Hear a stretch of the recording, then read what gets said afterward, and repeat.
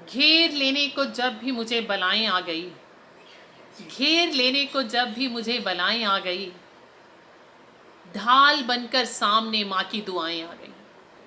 Hello friends, I am Angel George and welcome back to my YouTube channel Angel George 084 पे। कभी कभी ऐसा होता है कि हम अपने टारगेट की ओर या अपनी जॉब में या अपनी लाइफ में इतने ज़्यादा बिजी हो जाते हैं कि हम ये भूल जाते हैं कि जिन्होंने हमें यहाँ तक पहुँचाया है उनके लिए भी हमारे बहुत सारे फ़र्ज हैं। बहुत सारे ऐसे बच्चे हैं जिनको मैंने देखा कि हाँ, वो कहते हैं कि हाँ, उनका फ़र्ज था, अगर उन्होंने कर दिया तो ठीक है। लेकिन हम ये नहीं सोचते कि उन्होंने अपनी बहुत सारी इच्छाएं जो है उनको मारकर हमें इस जगह पे पहुंचाया होगा। तो एक ऐसे ही मेरे एक पेशेंट की कहानी है जो कि आप सुनेंगे तो आपको भी रोना आएगा कि क्या था कि वो एक गंभीर बीमारी से परेशान थे। काफ़ी टाइम से उनका इलाज चल रहा था लेकिन वो ठीक नहीं हो पा रहे थे। अचानक ही वो मुझे मिले और उन्हें किसी से पता चला मेरे बारे में, तो वो मेरे पास आए। तो उनका ट्रीटमेंट 1-2 महीने से चलने लगा। तो जब वो मेरे पास आए थे तो उनसे बोला नहीं जाता था, खाना खाना भी उनके लिए बहुत ही ज़्यादा परेशानी वाला काम था। लेकिन अब वो बहुत ही ठीक हो गए हैं।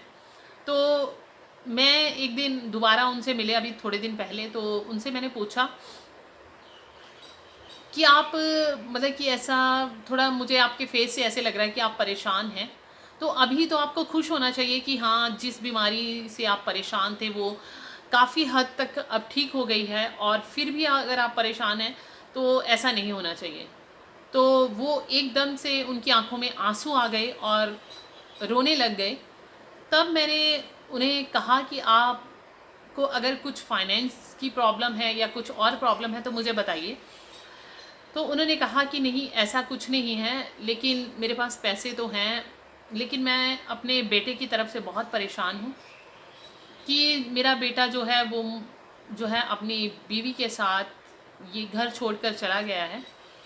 तो जिसके कारण कि मैं बहुत परेशान हूँ। मैंने एक ही मेरा बेटा था और मैंने उसके लिए बहुत कुछ किया, यहाँ तक कि मैंने अपनी बेटियों को भी निगलेक्ट किया और उसकी हर एक ख्वाहिश पूरी की। लेकिन अब उसकी शादी हो गई है तो वो मुझे ऐसे बोलता है कि जब मतलब मेरी केयर नहीं करता है। और आज वो हमें मतलब कि जब ये मुझे पता चला था इस बीमारी के बारे में, तभी वो मुझे छोड़ के चला गया था। और अभी वो मेरे से बात भी नहीं करता है, तो मुझे उसकी याद आती है, तो इसलिए मैं परेशान रहती हूँ। तो मैंने उन्हें मतलब कि बहुत अलग अलग तरह से समझाया कि नहीं, ऐसा नहीं होना चाहिए, कि कोई बात नहीं, अगर आपने ऐसा किया है तो उसे एक ना एक दिन एहसास होगा कि हाँ, कि मैंने। लेकिन उनकी बात सुन के मुझे बहुत ही दुख हुआ।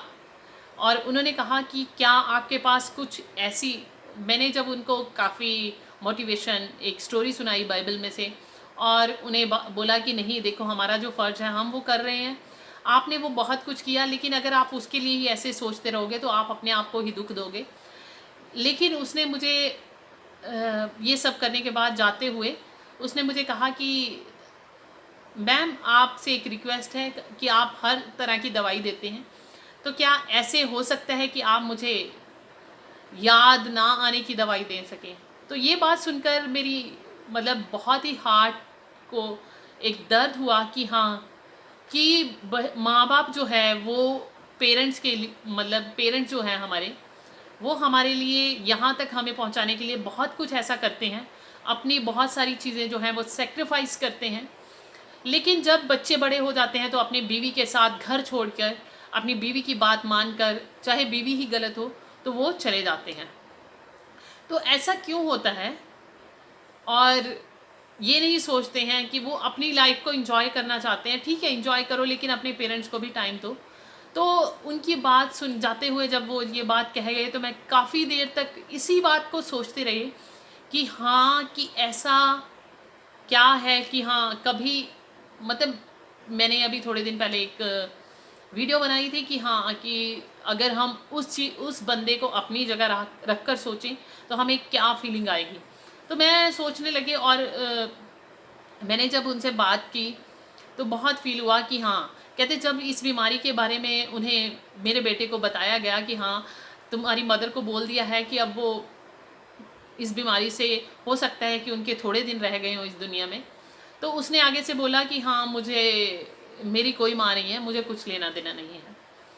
तो ये बात सुन के मुझे बहुत ही दुःख हुआ कि हाँ, तो मेरा दिल किया कि मैं आप लोगों के साथ शेयर करूं, ताकि अगर आप में से कोई भी ऐसा है जो कि अपने माँ-बाप के साथ नहीं रहता है या उनके साथ दुर्व्यवहार करता है या फिर उनकी फीलिंग्स को नहीं समझता है, तो शायद मेरी इस स्टोरी को सुन के आपकी आंखों में आंसू आ जाए। क्योंकि जब उन्होंने मुझे कहा कि कुछ ऐसी दवाई है जो कि मुझे अपने बेटे की याद ना आए, तो ये बात सुन के मुझे मतलब बहुत ही ज़्यादा फील हुआ कि हाँ, कि अब ऐसे दिन आ गए हैं कि जो पेरेंट्स हैं वो अपने बच्चों को भूलने के लिए भी दवाई ढूंढना शुरू कर दी है।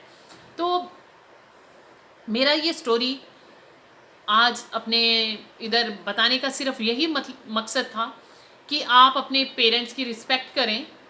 आप अपनी बीवी या बच्चों के कारण या फिर अपनी बिजी लाइफ के कारण उनको आप थोड़ा सा ही टाइम दें, क्योंकि जो पहले सब कुछ था उसके कारण पेरेंट्स जो है अपने आप को बहुत ही अकेला महसूस करते हैं।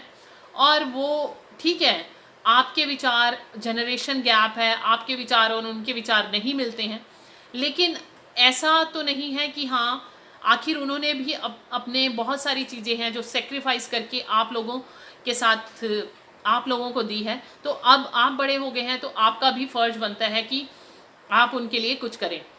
बाइबल में भी लिखा है कि अगर जो अपने अपने माता पिता की रिस्पेक्ट नहीं करता है, उसके ऊपर कर्स होगा, यानी कि श्राप है। और मतलब मैं आपको कुछ ऐसा नहीं है कि आपको इसके थ्रू कुछ टाउंटिंग कर रही हूँ या कुछ और कह रही हूँ। बस मैं आपसे एक रिक्वेस्ट करती हूँ कि रिस्पेक्ट योर पेरेंट्स। आप किसी और को प्लीज़ करने के चक्कर में और किसी को खुश करने के चक्कर में आप अपने माता पिता को दुख मत दीजिए, क्योंकि उन्होंने बचपन से लेके आपको इतने बड़े किया है। इस मुकाम पर देखने के लिए उन्होंने बहुत सारे सेक्रीफाइस किए हैं।